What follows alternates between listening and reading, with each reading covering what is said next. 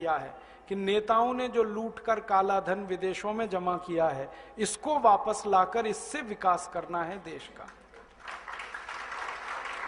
और ये लूट का धन 258 लाख करोड़ है, कोई मामूली रकम नहीं है। इसको वापस लाके विकास करना है। आप बोलेंगे ये कैसे आएगा? इसको वापस लाने के 4 रास्ते हैं। पहला रास्ता है कि जिन विदेशी बैंकों में ये धन जमा है, उन बैंकों में यह धन निजी संपत्ति के रूप में जमा है। व्यक्तिगत संपत्ति, किसी नेता की, किसी अधिकारी की व्यक्तिगत संपत्ति, निजी संपत्ति। अगर हम इस धन को राष्ट्र की संपत्ति घोषित करा सकें तो यह धन किसी भी बैंक में जमा नहीं हो सकता, ये वापस आएगा भारत में। क्योंकि अंतर्राष्ट्रीय बैंकिंग व्यवस्था का एक नियम है, किसी भी देश की राष्ट्रीय संपत्ति उसी देश में जमा होती है, वो जिस देश की होती है, दूसरे देश में जमा नहीं हो सकती। तो अब तक जो जमा है वो निजी संपत्ति है, हम इसको राष्ट्र की संपत्ति बना दें तो ये वापस आएगा। आप बोलेंगे ये कौन करेगा? इस काम को करने के लिए 2 संस्थाएं हमारे पास हैं। एक का नाम है सुप्रीम कोर्ट और एक का नाम है संसद। सुप्रीम कोर्ट की ताकत है कि वो किसी भी संपत्ति को राष्ट्रीय संपत्ति घोषित कर सकता है। और सुप्रीम कोर्ट ने एक बार ऐसा किया था। यूरिया घोटाला हुआ जब नरसिम्हा राव के जमाने में, तो 133 करोड़ रुपए चला गया था देश के बाहर। सुप्रीम कोर्ट ने उसको राष्ट्रीय संपत्ति घोषित करके वापस मंगा लिया और स्विस बैंक से वो 133 करोड़ रुपए वापस आ गया। और पता है, वो नरसिम्हा राव के बेटे के खाते में जमा था। हाँ, और सुप्रीम कोर्ट ने नरसिम्हा राव के बेटे को जेल भेज दिया। प्रधानमंत्री के बेटे को जेल भेजा था, वो मैं भूला नहीं कभी भी। सुप्रीम कोर्ट में इतनी ताकत है।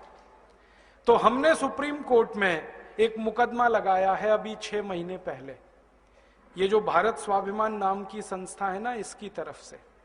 और मुकदमा हमारा एक ही है कि अगर यूरिया घोटाले का पैसा सुप्रीम कोर्ट ने राष्ट्र की संपत्ति घोषित किया था, तो चारा घोटाले का भी राष्ट्र की संपत्ति है, बोफोर्स घोटाले का भी राष्ट्र की संपत्ति है, सभी घोटालों का पैसा राष्ट्र की संपत्ति है। और इस तर्क से अगर सुप्रीम कोर्ट सहमत हो जाए तो 258 लाख करोड़ को राष्ट्र की संपत्ति वो घोषित कर सकता है। और ये घोषणा होते ही हम इंटरनेशनल कोर्ट ऑफ जस्टिस में जा सकते हैं फैसले को लेकर, और आईसीजे ऑर्डर करे तो दुनिया के 70 देशों की बैंकों को पैसा वो वापस करना पड़ेगा भारत को। इस उम्मीद में मुकदमा लगाया है हमने। 6 महीने हो गए। 6 महीने तक ये मुकदमा स्वीकार नहीं हुआ, बहस होती रही कोर्ट में, और अब स्वीकार हो गया है।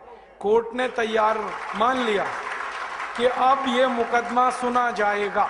6 महीने लगे और कोर्ट ने अपने को कन्विंस करने के लिए सब तरफ से जानकारी मंगाई। हमने कहा, उतने पे विश्वास नहीं किया कोर्ट ने। एक अंतर्राष्ट्रीय संस्था को कॉल किया कोर्ट ने, उसका नाम है ट्रांसपेरेंसी इंटरनेशनल।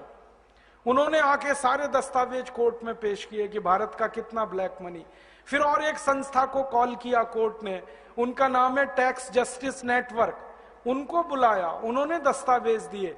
फिर भारत के तमाम बड़े अधिकारियों को बुलाया कोर्ट ने, एनफोर्समेंट डायरेक्टरेट के, पूछा कि आपको मालूम है विदेशी बैंकों में खाते हैं? उन्होंने कहा हाँ खाते हैं। फिर सीबीआई वालों को बुलाया। जब सब तरफ से कोर्ट कन्विंस हुआ तो कोर्ट ने मुकदमा स्वीकार कर लिया।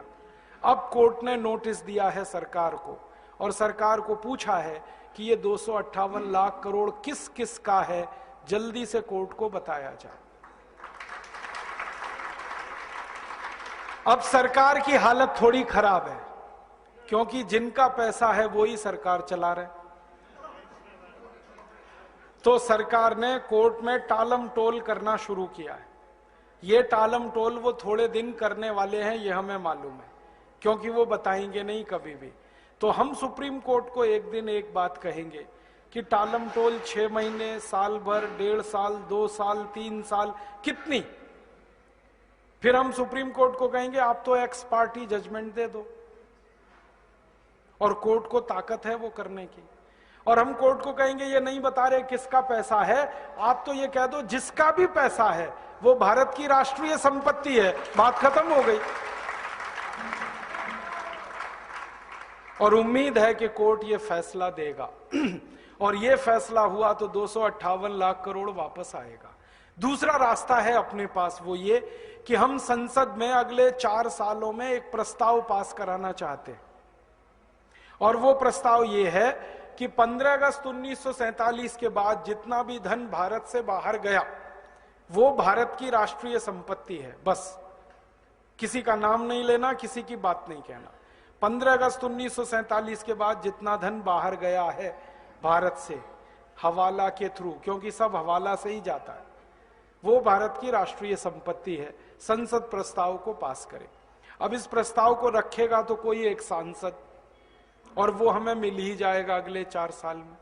कोई तो माई का लाल मिलेगा, ऐसा तो नहीं है कि सब मर गए। और प्रस्ताव जब रखा जाएगा तब बहस होगी। बहस वाले दिन हम देखेंगे कि कौन कौन इस प्रस्ताव का विरोध कर रहा है। जो विरोध करेगा पक्की बात है खाते उसी के हैं, पैसा उसी का है, और सारा देश देखेगा बेईमान कौन कौन है संसद में। आप तो अपने सांसद पे नजर रखना बस, कि आपका सांसद क्या कह रहा है। हर एक इलाके में मैं घूम घूम के लोगों से एक ही बात कह रहा हूं कि जिस दिन ये प्रस्ताव आएगा टीवी पर बहस आएगी, क्योंकि अब डायरेक्ट टेलीकास्ट होने लगा है। आप अपने सांसद पे नजर रखना वो क्या कर रहा है, आपको पता चल जाएगा वो बेईमान है ईमानदार है। अब संसद में या तो प्रस्ताव गिरेगा या पास होगा। गिरेगा तो विरोध करने वाले सांसद ज्यादा चाहिए, तो सारा देश देखेगा बेईमान और हरामी कौन कौन है इस देश में। और या सांसद डर के मारे विरोध नहीं करेंगे तो झटके में प्रस्ताव पास हो जाएगा, और प्रस्ताव पास हुआ तो कानून बनेगा। अपने दोनों हाथ में लड्डू है, हमें कुछ खोना ही नहीं है, जो है पाना है। तो या तो बेईमानों को एक्सपोज करेंगे पूरे देश में, और घूम घूम कर कहेंगे कि ऐसे हरामी और बेईमानों को दोबारा चुनकर मत भेजो, जो विदेशी पैसे को वापस लाना ही नहीं चाहते, जो देश को अमीर होने ही नहीं देना चाहते, जो गरीबी मिटने ही नहीं देना चाहते इस देश की। तो या तो उनके खिलाफ लड़ाई शुरू होगी, जंग, और वो आखिरी जंग होगी। या तो वो रहेंगे या तो हम रहेंगे, बीच में कुछ नहीं होगा। और अगर प्रस्ताव पास हो गया तो कानून बन गया, तो पैसा आ जाएगा 258 लाख करोड़। तीसरा और रास्ता है अपने पास, हम इस पूरे 258 लाख करोड़ का ब्यौरा लेकर इंटरनेशनल कोर्ट ऑफ जस्टिस में जा सकते हैं और दुनिया के 70 देशों के खिलाफ प्रतिबंध लगवा सकते हैं। अमेरिका ने अभी ऐसा किया। आपको मालूम है अमेरिका में भी भ्रष्टाचार है, वहां के भी लूटखोर नेता हैं, उन्होंने भी स्विस बैंक में खाते खोल रखे थे। बराक ओबामा ने अभी एक झटके में वो सब ठीक किया है। उसने कानून बनवाया पहले अपने देश में, और वो कानून से पैसा ले आया। स्विस बैंक से 780 अरब डॉलर लाया निकाल के बराक ओबामा, और उसने अपनी इंडस्ट्री में लगा दिया वो पैसा। और अमेरिका के 19,780 खाते बंद कराए उसने। तो ये बराक ओबामा अगर कर सकता है तो भारत भी कर सकता है। बस अंतर इतना है कि अमेरिका को बराक ओबामा मिल गया है, भारत को एक बराक ओबामा की तलाश है। अगले 4-5 साल में मिलेगा, कोई ना कोई तो निकलेगा। भारत माता वीर विहीन नहीं है, निपूती नहीं है, बांझ नहीं है। जब जरूरत पड़ती है इस माता ने बड़े बड़े लाल पैदा किए हैं देश की समस्याओं का समाधान करने। आगे भी होगा, इसका विश्वास है हम। और ये काम हम बराक ओबामा की तरफ से भी कर सकते। बराक ओबामा ने अभी एक बहुत रोचक बात कही। हमारे प्रधानमंत्री गए थे अमेरिका, अभी मालूम है मनमोहन सिंह अमेरिका गए। बराक ओबामा ने मनमोहन सिंह को ऑफर किया, देखो मैंने स्विस बैंक से पैसे निकाल लिए, आपको निकलवाने? ऐसे ही बोला उसने, आपको निकलवाने, मैं मदद करता हूं आपकी। तो मनमोहन सिंह की ऊपर की सांस ऊपर, नीचे की नीचे, ना हां कहा ना कहा। फिर उसने कहा मैं भारत की मदद करना चाहता हूं सीरियसली इस काम में, और मैंने जैसे पैसा निकाला है स्विस बैंकों से मैं वो बताना चाहता हूं, आप ऐसे निकालो। अब मनमोहन सिंह चुपचाप लौट आए, क्योंकि उनको बोलते ही नहीं बनता, क्योंकि सरकार चलाने वालों का पैसा है, बात ही नहीं करते वो। तो बराक ओबामा तैयार है, वो कहता है मैं मदद करूंगा भारत की। क्यों? वो कहता है भारत की मदद इसलिए करनी है, भारत महान देश है, ये वो बोलता है।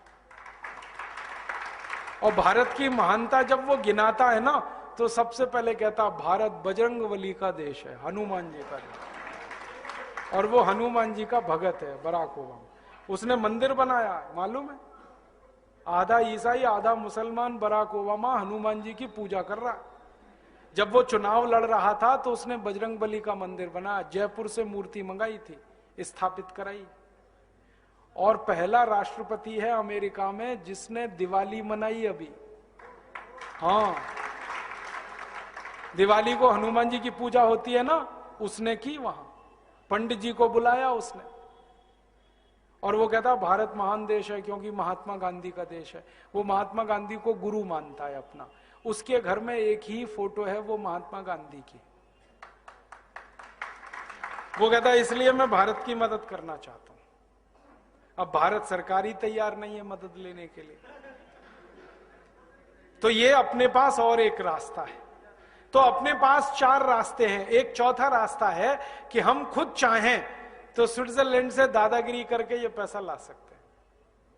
स्विट्जरलैंड के पास ना आर्मी है, ना एयरफोर्स है, ना नेवल फोर्स है, छोटा सा देश है। हाँ, जनसंख्या भी इतनी कम है जितनी तो हमारे एक जिले में है, उतनी तो स्विट्जरलैंड पूरे देश में नहीं। मैं तो मजाक में कभी कभी ये कहता हूं कि सारे भारतवासी, माफ करना ये कहने के लिए, इकट्ठे होके पेशाब कर देंगे तो स्विट्जरलैंड बह जाएगा।